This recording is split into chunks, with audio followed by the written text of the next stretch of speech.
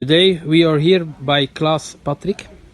Claeys Patrick is winning the first National Bourges against 10,359 yearbirds.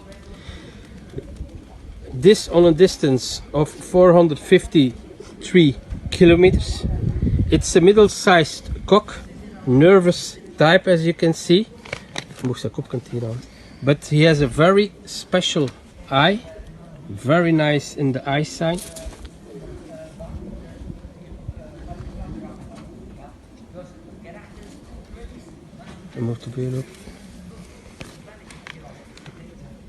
Very nice wing.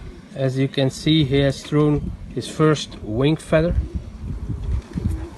Before he won also a first on Châteauroux in club, and he has winning some top performances before. The strain is from Bert van den Berge, where we have the pigeons of Gabi van den Abele, crossed with the breeding lines of Gino Klikke.